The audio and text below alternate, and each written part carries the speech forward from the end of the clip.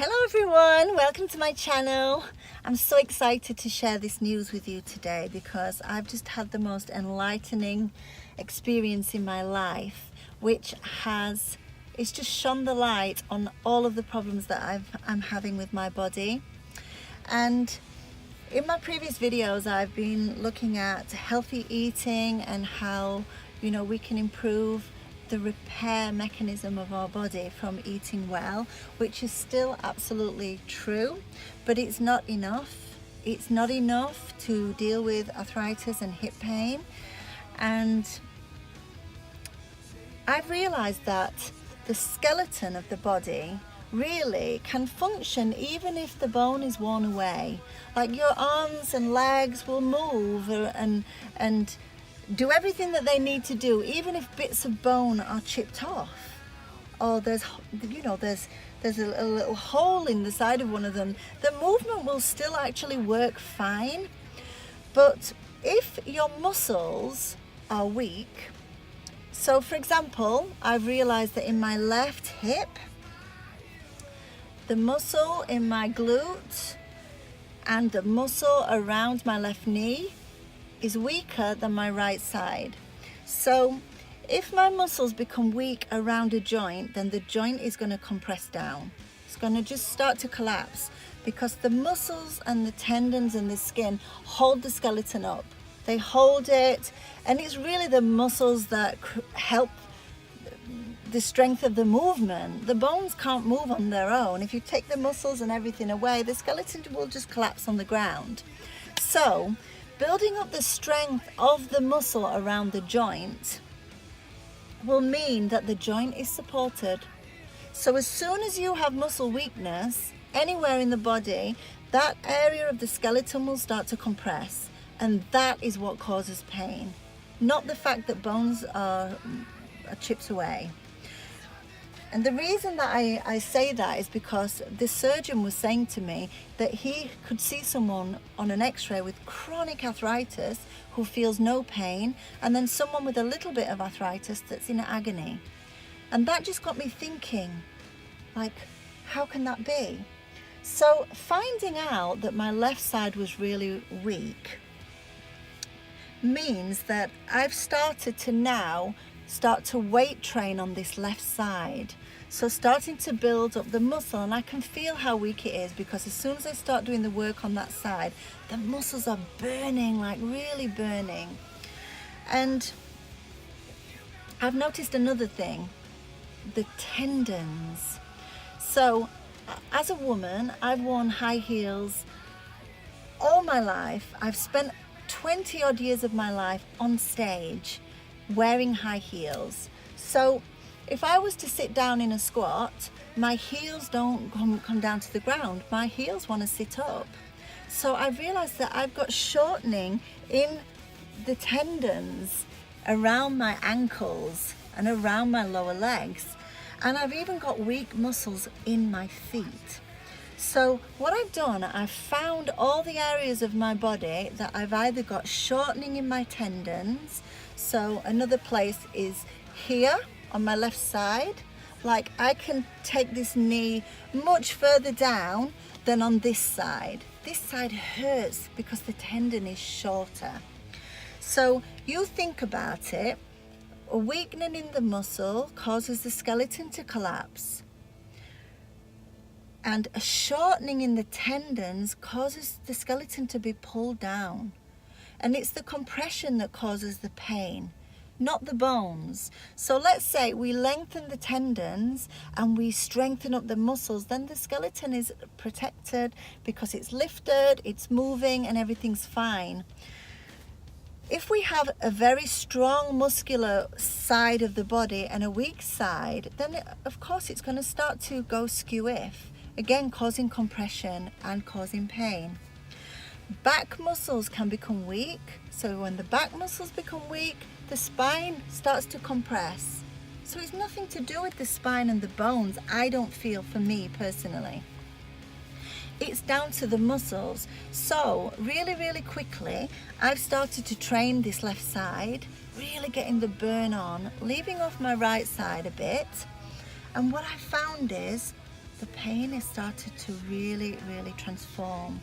My running, the last 3 runs that I've done, I've experienced no pain, and that's the first time ever.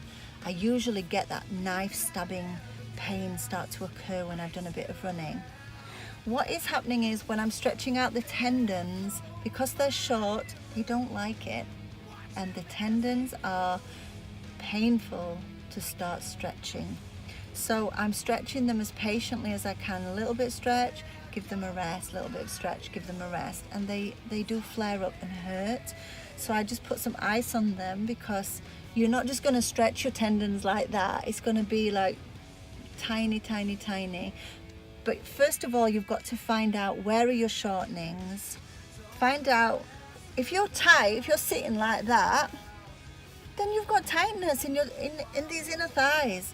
You've got to get them like lengthened, and it may be that you've had that for years. So it may be that, you know, it's just going to gently, and you might find you're really flexible in one way. Like I'm super flexible this way, but not this way. This way is where all my tightening is here, which makes perfect sense. The tightening around my hips, the muscle strength around my hips, and also I don't have a great deal of muscle strength above this knee. So if you think about your knees, if the muscle around the knee is weak, then the kneecap will just drop down a little bit. And if you look at runners, like amazing runners, they have these bums that are like really pert and packed full of muscle. So the glutes really need building up in strength, and all of this is supporting lifting the skeleton. So I just feel like I've struck gold now. I mean, I'm here to do my run. It's chucking it down with pain, and there's puddles everywhere, but I'm just excited because I can tell when I'm running that my weak leg is so much stronger than my left. My right leg is so much stronger than my left leg. I can feel the glute firing in my right, but not in my left. It's not even kicking in. So this is the work now that has to be done. So I'm just so excited because I'm just going to get stronger and stronger, and I'm going to see huge improvements in my body, because now I understand I can really get to work. And I wanted to share it with you, because if this is relevant to you, which I don't think there's anyone on this planet that will not have a muscle weakness somewhere, and it is our responsibility to find it in ourselves and to repair it by doing these strengthening exercises. And let me know your comments. I will also show you, if you have hip pain, I will show you on my next video the exercises that I'm doing to improve my strength. And I'm not going on YouTube and finding people to do this. I'm just finding out what taxes and needs effort around this joint, and I'm doing that movement, and I'm doing it on a slight kind of pulsing movement. So I'll just show you one. For example, on my side, if I lift this leg up to here, and then I just lengthen this leg out, if I just start lifting the leg here like this, straight away I'm like burning here. So I'm going to keep this movement so small, but I'm using all the strength of my body here, and then coming into rest, but I can feel I've worked this area. So just find movements that really move and test your weak areas, and let me know how you get on. So there you go. I hope you enjoyed this video, and I hope you get something positive and something to help you, because pain is our body's alarm bell. Our pain is really our friend. It's just saying you need to do something now about this. It's not something that we need to take a painkiller to disregard. It's our best friend. So I'm excited. I can't wait to be pain-free. That's what it is. You know, it's just a dream, and I just feel like I can see a little bit of light now. It makes sense. So have a wonderful day. Thank you very much for watching. Don't forget, leave your comments. If you haven't subscribed to my channel, do that, because I'm always excited and blessed every time someone does.